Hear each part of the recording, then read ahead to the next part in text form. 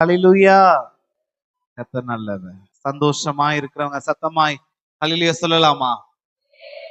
Price Lord. முதல் செக்ஷன்ல அநேகருக்கு விடுதலை உண்டானதை நான் தரிசனமாய் பார்த்தேன். ஹல்லேலூயா. அநேகருக்கு சரீரத்திலையும் விடுதலை உண்டாயிருக்கிறது, ஆவியிலையும் விடுதலை உண்டாயிருக்கிறது. ஹல்லேலூயா, ஹல்லேலூயா. பெற்றுக் கொண்டவர்கள் கரங்களை தட்டி இயேசுவே நம்ம நன்றி செலுத்தலாமா? ஸ்தோத்திரம், ஸ்தோத்திரம், ஸ்தோத்திரம். ஆமீன். உண்மையாகவே தேவனுடைய அநாதி தீர்மானத்தின்படி உங்க மேல் அந்த இறக்கம் இருக்கிறது. ஹல்லேலூயா. நீங்க எல்லாம் பாக்கியவான் பாக்கியவதிகள். ஹல்லேலூயா. பெண்கள் அநேகர் இருக்கீங்கல்ல, கொடுத்து வச்சவர்கள். கர்த்தர் நல்லவர். உங்க திருச்சபையில மறுபடியும் ஒரு எழுப்புதல் வரப்போகிறது. உங்களை விட ஆண்கள் அதிகமா இருப்பாங்க. ஹல்லேலூயா. கர்த்தர் நல்லவர். கரங்களை தட்டி இயேசுவே நன்றி செலுத்தலாமே. Price God. உங்களுடைய எழுப்புதல் இன்னும் நீங்க வாஞ்சியோடு வந்திருக்கிறீங்க. கர்த்தர் நல்லவர். இன்னைக்கு அதாவது ஃபர்ஸ்ட் செக்ஷன்ல துதி நேரத்துல அநேகமாய் அவனுடைய வார்த்தை கடந்து வந்தது. அது அநேகருக்கு பிரயோஜனமா இருந்திருக்கும். முதல்ல எனக்கு ரொம்ப பிரயோஜனமா இருந்துச்சு. ஏன்னா எனக்கு திருப்பி கொள்ளணும் அப்படின்னு சொல்லி ரொம்ப ஒரு ஆசை. இந்த வார்த்தைலாம் நான் எடுத்து வைக்கவே இல்லை. நான் ஆவியானவர் பேசு அப்படின்னு சொன்னார். இன்னைக்கு எனக்கும் உங்களுக்கும் கர்த்தர் பெரிய வாக்குத்தத்தை கொடுத்திருக்கிறார். சகலத்தையும் இந்த வார்த்தையை எடுத்து வாசிங்க பார்க்கலாம். ஹல்லேலூயா. அதை பிடித்து சகலத்தையும், அந்த வேர்ட், அதை பிடித்து விட்டதெல்லாம் பிடிக்க போறீங்க. ஹல்லேலூயா. இத்தனை வருஷத்துலயும் நமக்கு பிளெஸிங் இல்லாம போயிருந்திருக்கலாம். இந்த வருஷத்துடைய ஆசீர்வாதத்தை நம்ம பிடிக்க போகிறோம். ஹல்லேலூயா. பிடித்து திருப்பி கொள்வாய். ஹல்லேலூயா. ஆமாவா இல்லையா? திருப்பி கொள்ளணும்னா அதுதான் அந்த வார்த்தை. அதை ஆண்டவர் சும்மா பேசலங்க. அதை பிடித்து திருப்பி கொள்வாய். சகலத்தையும் திருப்பி கொள்வாய். எல்லாம் பறிச்சுட்டு போயிட்டாங்க, ஒன்றே இல்ல, அவ்வளவுதான். களைத்து போய் நிக்கிறான். நீ அதை பிடிப்ப, சகலத்தையும் திருப்பி கொள்வ. உங்ககிட்ட இருந்து சத்ருவன் பறித்து கொண்டு போன எல்லா விஷயத்தையும் கர்த்தர் பிடிக்க வைப்பார். ஹல்லேலூயா, ஹல்லேலூயா. Price Lord. வாக்குத்தத்தமா என்ன, வருஷம் கடைசி நிறைய விஷயங்களை எதிர்பார்த்துருப்போம். வருஷத்தின் ஆரம்பத்துல எனக்கு இது நடந்தா நல்லா இருக்கும், இல்ல ஆண்டவரே எனக்கு இது நடக்கணும் சொல்லிருப்போமா, சொல்லிக்க மாட்டோமா? பக்கத்துல 2 பேரும் பாத்துக்கோங்க பேச. நான் இதை வச்சுதான் மெசேஜ் போக போகுது. கர்த்தர் நல்லவர். கவனமாய் விழிப்போட இருங்க. தூங்க மாட்டேங்கன்னு சொல்லி தெரியும். ஏன்னா உக்கிரங்கோட்டை ஆட்கள் நான் எங்க போனாலும் பேசுறது உண்டு. 2 வருஷம் ஆச்சு எனக்கு, 2 வருஷம் மேல. கரெக்டா ஜனவரி மாசம் பிரதர் எனக்கு கால் பண்ணியிருந்தாங்க. நான் அந்த டைம் கொடுக்கல, நான் வரலாம் அப்படின்னு சொல்லி. பெரிய ஆக்சிடென்ட் நடந்துச்சு. தாடி வச்சு மறைச்சு வச்சிருக்கேன். கீழே ஃபுல்லா எனக்கு ஸ்டிச்சிங், ஃபுல்லா அவ்வளோ 18 தையலுங்க. உள்ள ஒரு தையல் எல்லாம் போட்டு என் தாடியை ஒட்ட வச்சிருக்கிறாங்க. அந்த அளவுக்கு பெரிய ஒரு ஆக்சிடென்ட்ல கடந்து போனேன். நான் ஆண்டவர் எல்லா விஷயத்திலையும் நீ பாதுகாத்தேன். ஹல்லேலூயா. நான் நினைச்சிருப்பீங்க பிரதர் தாடிலாம் வச்சு ஸ்டைலா வந்துக்காரு அப்படின்னு. நான் மறைச்சது ஏசப்பாவுக்கு தெரியும். ஹல்லேலூயா. எஸ். ஒரு சில பேர் நினைச்சிருப்பீங்களா என்னன்னு தெரியல. ஓகே, என்னுடைய மக்கள், அதனால ஆவிக்குரிய தாய்மார்கள், நல்ல ஃப்ரெண்ட்ஸ், சகோதரன் சகோதரிகள் நான் கொடுத்துக்கிறேன். நான் கர்த்தரை ஸ்தோத்திரிக்கிறேன். கர்த்தர் நல்லவர். அந்த ஆக்சிடென்ட் பாத்தீங்க அப்படின்னா, ஒன்று நான் வேகமாவும் போகல, ஒன்றுமே பண்ணல. ஆப்போசிட் ஒரு வேன், அதாவது டாடாய்ஸ் சொல்லுவாங்க, அதுல நல்லா லோடு இந்த கரும்பு ஏத்திட்டு வந்திருக்கு. அங்கிருந்து வருது. நான் ஆப்போசிட் அந்த வண்டி பார்த்த உடனே அவங்க ரொம்ப கஷ்டப்பட்டு வந்தாங்க. சரி, நம்ம அவங்களுக்கு இடம் கொடுக்கலாம் அப்படின்னு சொல்லிட்டு ரோட்டை விட்டு நான் கீழே இறங்கினேன். இவ்வளவுதான் நடந்துச்சு தெரியும். அது பின்னாடி ஒருத்தவங்க வேகமா வந்துக்கிறாங்க. இதை ஓவர்டேக் பண்றேன் அப்படின்ட்டு ஏன் மேல அவ்வளோ ஸ்பீட்ல என்னை மோதிட்டாங்க. என்னை தூக்கி போடும் பொழுது அவ்வளவுதான். நாங்க இருக்கிறது திருச்சி பட்டணத்துல, அது பெரிய கிராமம், குக்கிராமம். எங்களுக்கு யாருமே தெரியாது, யாருடைய சப்போர்ட்டும் கிடையாது. ஏசு மாத்திரம்தான். அங்கெல்லாம் ஜீசஸ் சொன்னா யாருக்குமே தெரியாது. அது ஒரு காஸ்ட், ஒரு ஜாதி அப்படின்னு தான் நினைச்சிட்டு இருக்காங்க. அவங்கெல்லாம் ஒரு ஜாதி அப்படின்னு. ஆனா அந்த இடத்துல ஆக்சிடென்ட் ஆகும்போது நானும் அந்த பைக் வந்து நான் அதிகமா போயிருந்தேன்னா அன்னைக்கு முடிச்சிருக்கோம், அவ்வளவுதான். என்னோட மனைவி கரெக்டா 9 o'clock வந்து ஸ்கூல் போகணும். அன்னைக்கு பிள்ளைங்களுக்கு 2 பேருக்குமே லீவ். கரெக்டா 8:40 இல்ல 8:30, 8:30 மணிக்கு அவங்க என்ன ஆக்சிடென்ட் நடந்துருச்சு. ஊர்ல இருந்து கரெக்டா ஒரு 1/2 கிலோமீட்டர். நான் ஒருத்தங்க பணத்துக்காக பணம் தரணும், வாங்குறதுக்காக போயிட்டு வாங்கிட்டு வர்றேன். இதுதான் நடந்துச்சு, அவ்வளவுதான். அந்த ஆக்சிடென்ட் நடந்த உடனே என்னை தூக்கி அந்த பைக்கும் என்னையும் தூக்கி போடும்போது அவ்வளவுதான், பைக்கு ஃபுல்லா சேதம். நான் ஒரு முள்ளுக்குள்ள போய் விழுறேன். ரோட்ல அப்படியே நீ தேய்ச்சி, இங்கெல்லாம் சதெல்லாம் கிடையாது இந்த ஃபுல்லாவே. நான் கீழே ஷார்ட்ஸ் மட்டும் தான் போட்டு போயிருந்தேன். அதுவும் அது கீழே ஃபுல்லா சேதம். தேய்ச்சி இங்க நாடி ஃபுல்லா டக்கு டக்குன்னு ஃபுல்லா இடிக்குது. அவ்வளவு புரியுது, அவ்வளவுதான். லாஸ்ட் கட்டம். ஜீசஸ் அவ்வளோ இசப்பா அப்படிங்கும் போது எனக்கு ஒரு கொஸ்டின் அந்த டைம்ல. அவ்வளவுதான், நம்ம மனைவி நம்ம பிள்ளைங்க இந்த இடத்துலயே நம்ம விட்டுட்டு போறோம். ஆண்டவரே இதுதானா அப்படிங்கும் போது அதுல அந்த தரையில டக்கு டக்குன்னு என்னை தூக்கி தூக்கி அடிக்குது. எனக்கு என்னை ஆக்சிடென்ட் பண்ணவங்கள தூக்குறதுக்கு நிறைய பேர் போயிட்டாங்க. ஏன்னா அவங்க எல்லாரும் கெஸ்ட், அந்த அந்த அதே ஏரியா. இனி தூக்குறதுக்கு யாருமே இல்ல. அப்பதான் சடனா ஒரு 2 கரம் வந்து என்னை தொட்ட ஆரம்பிச்சது.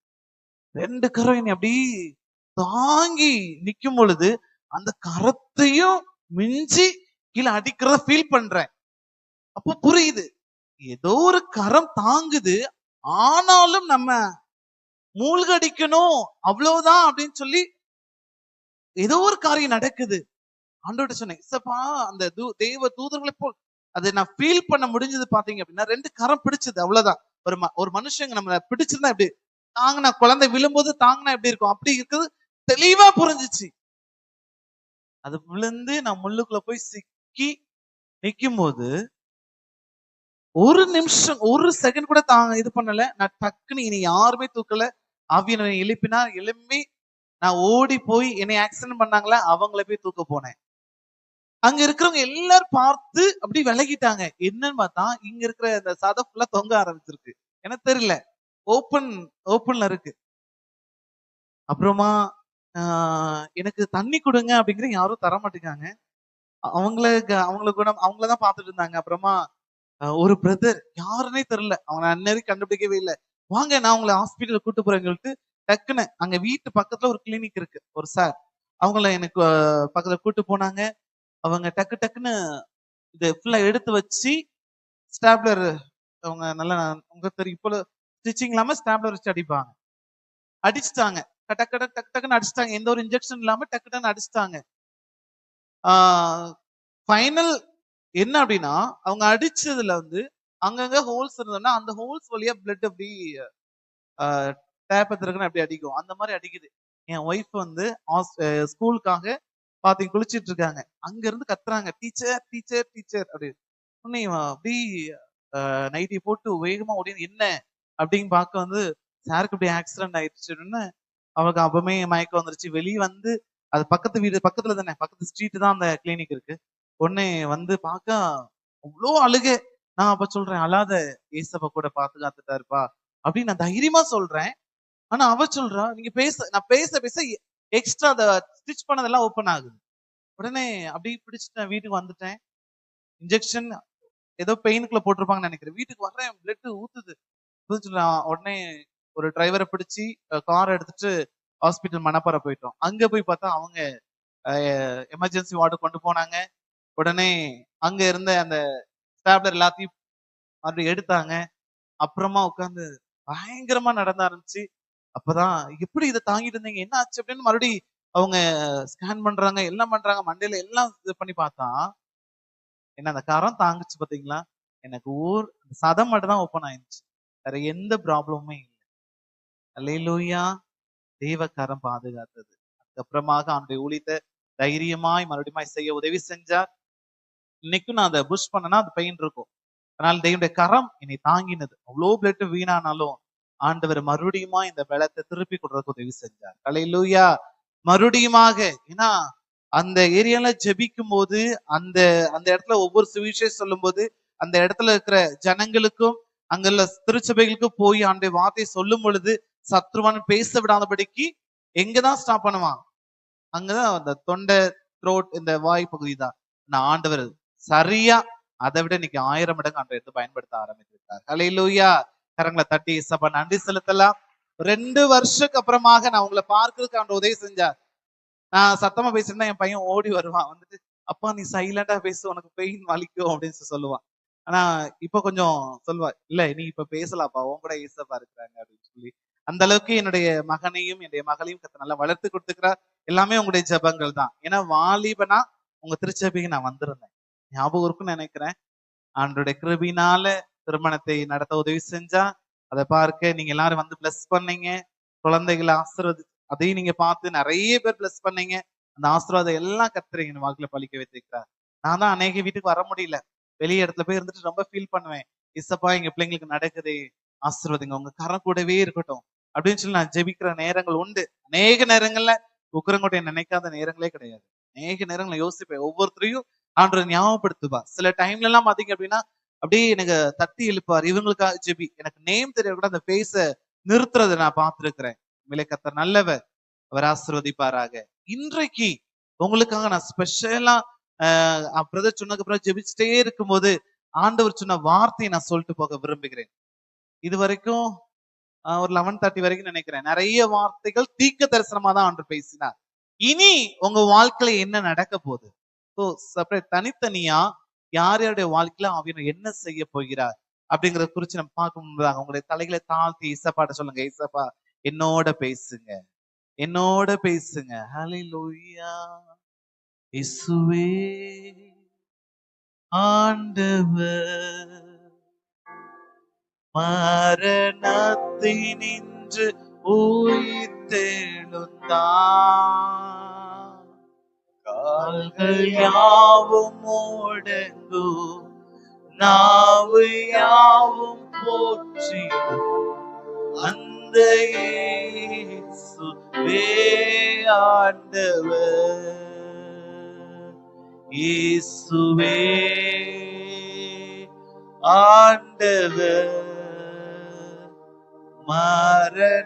மரணத்தினின்று சொல்லுங்க பார்க்கலாம். கால்கள் யாவும்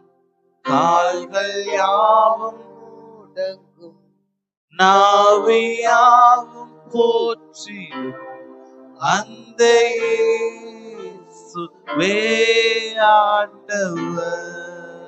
ஆவியானவரே மறைத்து வெளிப்படுங்கப்பா. யார் யாரெல்லாம் என்ன பிரச்சனைகளோட வந்துக்கிறாங்கன்னு தெரியாது. பரிசுத்த ஆவியுடைய கரம் ஒவ்வொருடைய சிரசையும் தொடட்டும். இப்பொழுதே தரிசனத்தை அநேகர் பார்க்கட்டும். ஆண்டவரே உம்முடைய கரத்தை பார்க்கட்டும்.